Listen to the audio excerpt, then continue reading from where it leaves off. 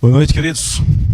Que a graça e a paz do Senhor nosso Deus continue falando abundantemente aos nossos corações. Hebreus 3, versos 12 a 14, ele nos traz uma advertência do Espírito Santo para os crentes. E mais uma vez aqui os crentes são chamados de irmãos, o que indica que muito provavelmente, ou quase que certamente, essa carta foi escrita para judeus convertidos. Mas traz ensinos para nós também. Quais são as advertências? Eles devem evitar cometer os mesmos erros que foram cometidos pelos judeus ao longo da sua história. Se olharmos com atenção, os problemas dos judeus, mesmo antes de iniciarem a sua caminhada para fora do Egito, seus problemas foram causados por corações incrédulos que não confiavam, não criam nas promessas que Deus fez. Não criam, não confiavam na palavra que o Senhor empenhou. Houve momentos que eles não confiavam nem no poder de Deus para salvá-los. Não confiavam na fidelidade do Senhor. E aqui o escritor da carta traz uma ordem aos seus leitores. Eles devem ter cuidado. O verbo blepo significa olhar para ver. Como assim, pastor, olhar para ver? Olhar com atenção, enxergar. Mas significa, metaforicamente, ter discernimento.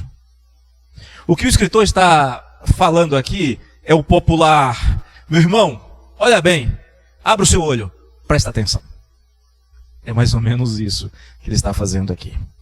E quando nós estudamos as Escrituras, queridos, nós aprendemos que Deus tem várias formas de chamar a nossa atenção para o que Ele acha que é importante.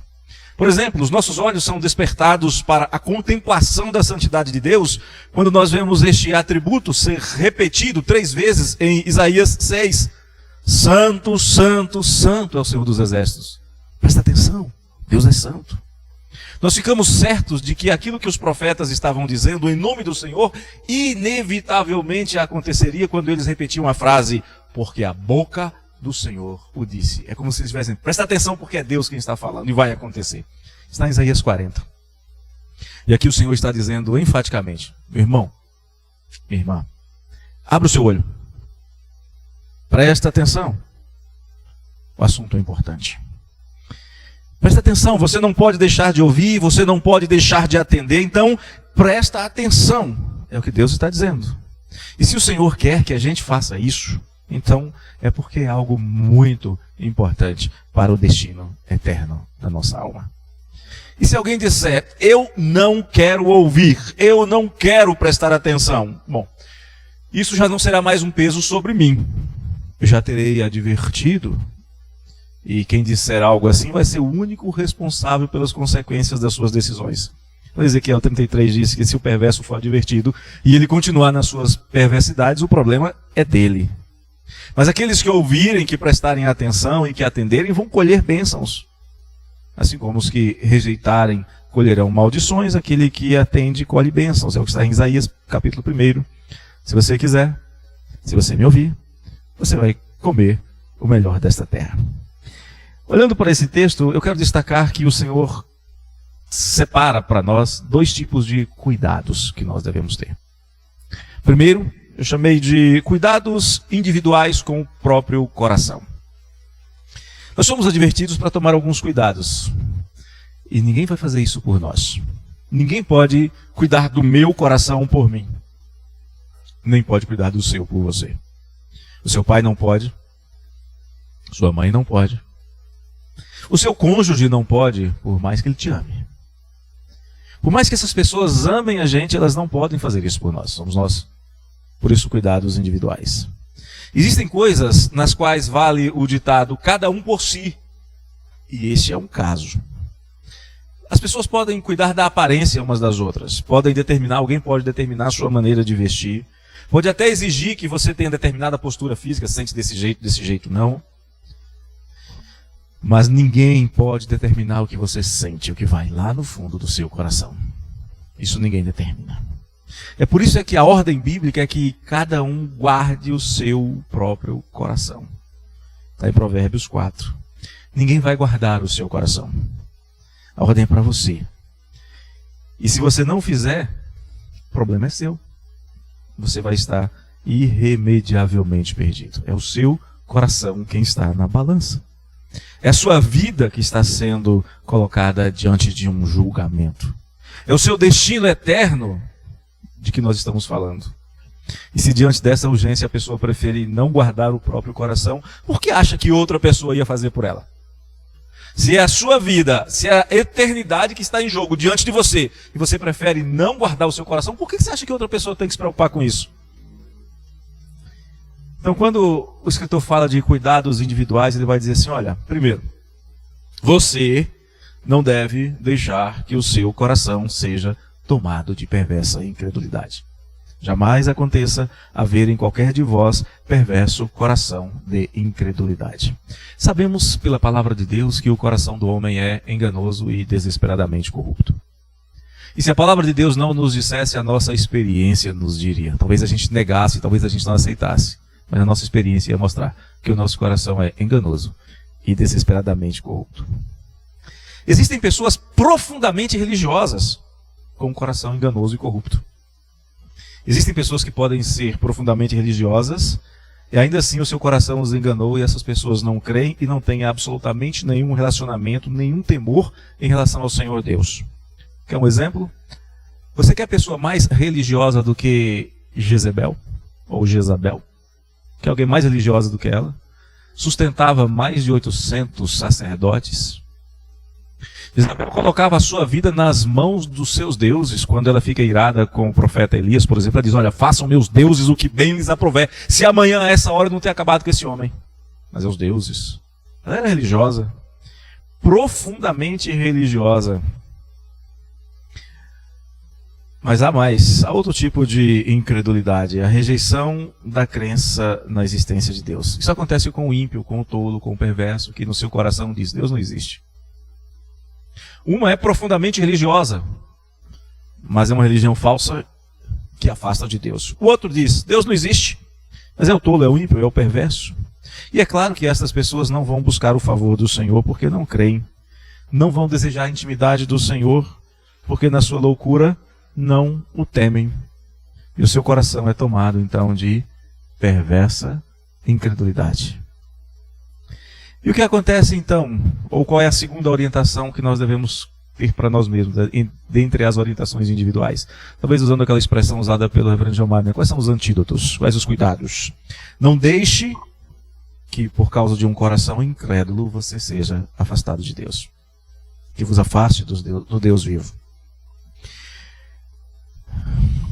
Hebreus 11 nos diz que é necessário que aquele que se aproxima de Deus creia que Ele existe. É claro. Só vai procurar a presença de Deus, só vai tentar se aproximar de Deus quem crê que Deus existe. Mas quem tem o coração tomado de perversa incredulidade não vai buscar se aproximar de Deus. Pelo contrário, vai resistir, como fez Faraó, lá em Êxodo 5. Faraó disse zombeteiramente, quem é o Senhor para que eu ouça a sua voz e deixe ir a Israel? Eu não conheço. A ideia aqui de não conheço é eu não reconheço, eu não temo, não vou obedecer, não vou deixar Israel sair. Faraó era um homem tomado de um incrédulo coração. Mas ele tinha suas crenças. Ele acreditava, por exemplo, que ele próprio era uma manifestação ou uma encarnação da divindade. Ele cria. Mas o seu coração estava tomado de perversa incredulidade contra o Senhor. E nós sabemos que isso foi a sua desgraça. Tem gente que acha que o Senhor não vê, não crê na onisciência de Deus. Isso é incredulidade. Tem gente que acha que o Senhor não retribui, não crê, é incrédulo na justiça de Deus. Lá no Salmo 94, o Senhor não vê, o Senhor não faz caso, diziam os ímpios, praticando as suas perversidades, achando que iam poder escapar impunes. Só que a palavra do Senhor diz que luz e trevas diante do Senhor é tudo a mesma coisa. Por mais longe, por mais distante, por mais escondido, o Senhor está presente, porque quem pensa que Deus não está presente é incrédulo, não crê na onipresença de Deus. Mas mesmo assim, a perversidade de um coração pode afastar o homem de Deus. Isaías 59 fala sobre isso. as vossas iniquidades fazem separação entre vós e o vosso Deus. E é claro que isto tem um sentido metafórico e não físico. Ninguém fica ausente realmente da presença de Deus, mas fica alheio à manifestação da sua graça. Por causa da impiedade do homem, o Senhor retém a manifestação da sua misericórdia. Para o pecador não resta mais nada, além de ser afastado da graça e experimentar a manifestação da ira de Deus. Então, cuidado para que não tenhamos o nosso coração tomado de perversa impiedade que nos afaste de Deus. São cuidados individuais, isso é você que tem que fazer. Ninguém vai fazer isso por você. Mas existem cuidados coletivos também, que é uma segunda característica dessa exortação aqui do Espírito Santo para a igreja. Desde o princípio, o chamado de Deus para o ser humano foi para que ele fosse feito povo. Como assim, pastor? E lá no Éden só tinha dois: multiplicai e enchei a terra. É para ser povo. Quando chama Abraão, era só ele e Sara estéreis. Ele seria pai de numerosas nações. E a bênção se estenderia para todas as famílias da terra. Isso foi dito antes de Israel entrar em Canaã. Deus disse: olha, eu vou andar no meio de vocês. Eu vou ser o Deus de vocês e vocês serão o meu povo. Está lá em Levítico 26. Anos depois, alguns séculos depois, o Senhor lembra isso para Israel. Não é porque ele tivesse se esquecido durante esse intervalo, falou: eu preciso comunicar isso aqui de novo. Não, ele não havia se esquecido, mas o povo se esqueceu. Em Jeremias 30, o Senhor diz: vós sereis o meu povo, eu serei o vosso Deus. Então, as promessas de Deus, elas são individuais, as suas exigências também são individuais. Cada um responde diante do Senhor por si mesmo, mas o relacionamento de Deus também é com o seu povo, é coletivo. Como, por exemplo, a gente vai ver quando Deus reitera as suas promessas lá na inauguração do templo. Se o meu povo, que se chama pelo meu nome, se humilhar e orar e me buscar e se converter dos seus maus caminhos. É o povo, ele está falando do povo. E o texto aqui dos Hebreus vai dizer o seguinte: ao invés de se afastarem de Deus, verso 13, pelo contrário, exortem-vos uns aos outros. É coletivo agora. Primeiro, cuida do seu coração. Agora, cuidem uns dos outros. Já houve tempo, eu, o pastor Gelmário, convivemos com isso, especialmente no interior. Já houve tempo em que as famílias eram numerosas e viviam bem próximas. Há casos de vilarejos inteiros, ou cidades inteiras, que eram formadas por interrelacionamentos entre 2, 3 ou 4 famílias originais. Iam casando-se entre si. E nesse ambiente, meus queridos, todos sabiam da vida de todos. E mais do que isso, todos cuidavam uns dos outros. Os tios eram mais do que esse tratamento, às vezes até desrespeitoso, que os adolescentes e jovens direcionam para aqueles que têm um pouquinho mais de idade. Era muito comum que os tios fossem uma espécie de vice-pais, tão respeitados como os próprios pais. E eles tomavam para si de maneira natural a tarefa de serem auxiliadores dos pais. Primos mais velhos também costumavam ser modelo para os mais jovens. A cultura foi mudando. A gente foi deixando de ser uma sociedade semi-rural, nos tornando uma sociedade altamente urbanizada. A facilidade de deslocamento com novos e rápidos novos meios de transporte, estradas cada vez melhores, mudanças constantes, buscas por mais conhecimentos e novas oportunidades, e principalmente o individualismo e o relativismo fizeram isso se perder e trouxeram aquela visão de cada um cuida da sua própria vida. De que ninguém tem o direito de meter o bedelho na vida do outro, onde não é chamado. Nesse contexto, cada vez menos as pessoas querem orientação. Cada vez menos aceitam correção e exortação. E essa é a nossa cultura, a gente está vivendo isso hoje. E é muito triste constatar que até mesmo a igreja já está mais mundanizada do que nós queremos aceitar. A Bíblia ensina que a palavra de Deus tem função de transformar o comportamento de quem está agindo errado. Está lá em 2 Timóteo 3, 16 e 17. E essa transformação é feita através da exortação, que é feita pela igreja, que é feita pela liderança da igreja, que é feita pelos irmãos. Mas é muito comum isso acontecer. Muitos se rebelam quando são exortados, e alguns chegam até mesmo a abandonar a congregação, mostrando o seu coração endurecido, inconverso não querem ouvir a igreja. E a palavra exortação, para a gente tem quase sempre o peso de tomar uma bronca, fulano está exortando. Não é apenas corrigir um erro. Exortação é chamar para o lado, vem cá, fica aqui do meu ladinho. É encorajar, é fortalecer, é instruir, é ensinar. E é claro que nós queremos encorajamento, força, instrução e ensino.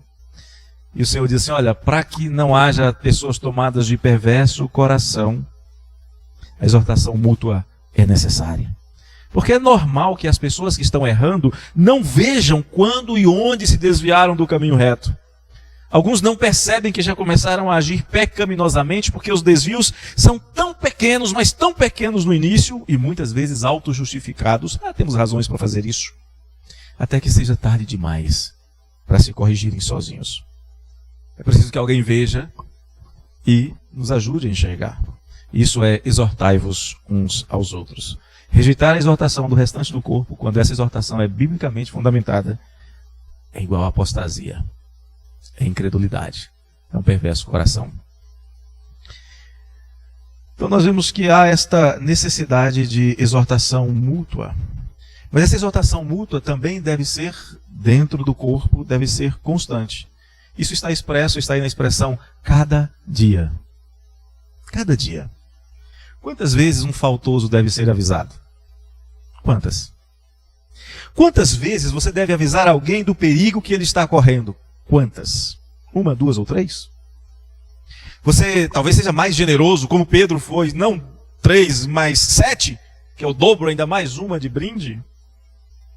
Eu creio que a resposta de Jesus a essa pergunta de Pedro já traz um princípio.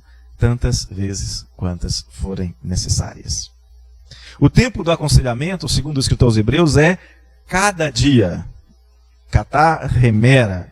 Ou seja, durante todo o decurso dos dias, em todas as oportunidades e em todas as necessidades que se apresentarem. Todas as vezes, o tempo todo que alguém precisar de exortação, deve ser exortado. Não é só correção, lembre-se disso, é instrução, é apoio, é ajuda, é incentivo, é ensino.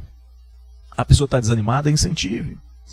Pastor, mas isso não quer dizer, não, esse negócio de exortar toda hora, está lá toda hora perguntando se a pessoa precisa de alguma coisa, se oferecendo para ajudar. Isso não é ser chato, não. Isso não é ser intrusivo, não, pastor. Não, isso não é estar se metendo na vida dos outros, não, pastor. O que vocês acham? A resposta é? O que vocês acham? Sim.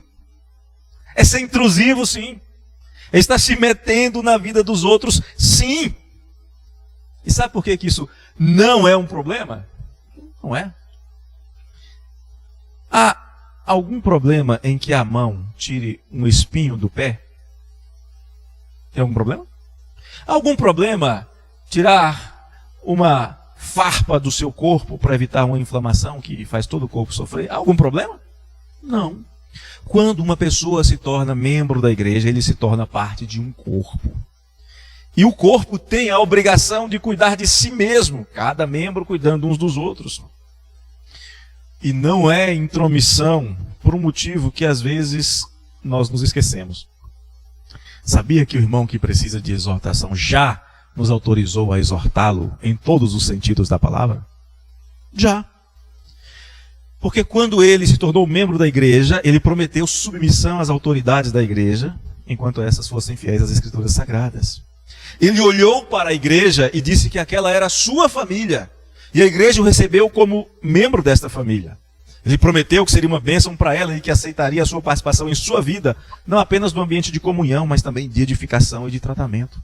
Quando alguém se torna membro da igreja, ele autoriza a igreja a cuidar dele. Quando você se tornou membro da igreja, você deu o direito a seus irmãos de cuidarem, sim, da sua vida.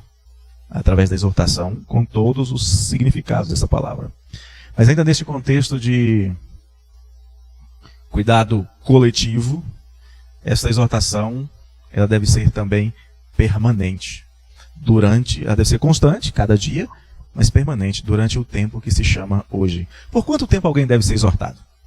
Qual o momento certo para exortar? A resposta é, o único momento para exortar alguém é hoje. Só hoje. E em nenhum outro dia. Como assim? O ontem já passou, você não consegue exortar ninguém ontem. O amanhã não chegou, você não consegue exortar ninguém amanhã. Mas pastor, amanhã eu faço. Quando você estiver fazendo amanhã, é hoje para você. O tempo é hoje. O tempo de exortação é o momento que nós estamos vivendo. É o tempo da oportunidade de ouvir e atender, como está lá em Isaías 55:6. Que nós somos exortados a buscar o Senhor enquanto se pode ouvir, enquanto Ele está perto. O tempo da exortação é a oportunidade que você tem de estar com o seu irmão e ser instrumento de bênção na vida dele ou ele na sua. O tempo é exclusivamente hoje. Isto é, no dia em que nós estamos vivendo, nós devemos nos exortar mutuamente. Nós devemos, nas palavras do escritor aos Hebreus, no capítulo 10, nos estimular ao amor e às boas obras. Boas obras que o Senhor mesmo preparou de antemão para que nós andássemos nelas. Quando é que eu devo atender a necessidade de exortação? Imediatamente, hoje. O que precisa ser tratado deve ser tratado, senão é como dor de dente. Você não guarda a dor de dente. Você não espera a dor de dente passar, porque dor de dente não se cura sozinha. E olha que eu tenho experiência disso. Quanto mais demorar a tratar, pior fica, mais dolorido fica. A expressão durante o tempo que se chama hoje pode ser traduzida por e este dia é hoje. O tempo da oportunidade do Senhor. E por fim os resultados, a fim de que nenhum de vós seja endurecido pelo engano do pecado. O que acontece com uma igreja cujos membros se empenham no cuidado uns pelos outros? O que acontece com uma igreja nos qual os membros se encorajam e se instruem mutuamente? O resultado, diz a palavra de Deus, é nenhum dos crentes é endurecido pelo engano do pecado. O coração que fica esclerosado por causa do pecado, lá no verso 8, pode conduzir à perdição. Isso aconteceu com os israelitas, que 600.000 homens menos 2 pereceram no deserto. Mas uma igreja que ouve o chamado do Espírito Santo para prestar atenção já tem um bom começo. Se ela ouve, então é uma igreja que está viva. Se ela ouve, é uma igreja que não morreu. Nesta igreja, cada membro tem a responsabilidade de cuidar de seu coração. E cuidar para que o seu coração não seja endurecido pelo engano do pecado. Crentes vivos têm sensibilidade. Não são melindrosos, são sensíveis à voz do Espírito. E não melindrosos, cheios de pequenas coisinhas que diante de qualquer contrariedade já entram em depressão. Depressão falsa, mas entram a si mesmo. Então numa igreja bíblica onde a palavra é pregada, onde os crentes se exortam, se corrigem, se animam, nenhum dos crentes tem o seu coração endurecido pela incredulidade e pelo pecado. E o que acontece então, pastor? Se a igreja é assim, ainda assim tem gente que se afasta. É porque não são os crentes, são os incrédulos. São aqueles que, quando são corrigidos, eles não aceitam a correção da palavra. São aqueles que estão cheios de engano no coração. São aqueles que escolherão o caminho da falsa liberdade, da liberdade sem o senhorio de Cristo. Aqueles que buscarão fazer tudo quanto quiserem e andarem então num mortal caminho de engano. Deixam a congregação porque não são, nunca foram, jamais farão parte do corpo de Cristo. E nós fazemos o que então? Ouvimos o Espírito, segundo as Escrituras. Somos tornados participantes de uma graça especial que não pode ser encontrada nem alcançada em lugar nenhum. Essa graça é dada por Deus àqueles que são chamados para crerem em Jesus. Aqueles que são tornados participantes de Cristo e por isso vão guardar firmes até o fim a confiança que já tinham desde o princípio. E é assim que o escritor conclui essa sessão que nós analisamos hoje com o verso 14.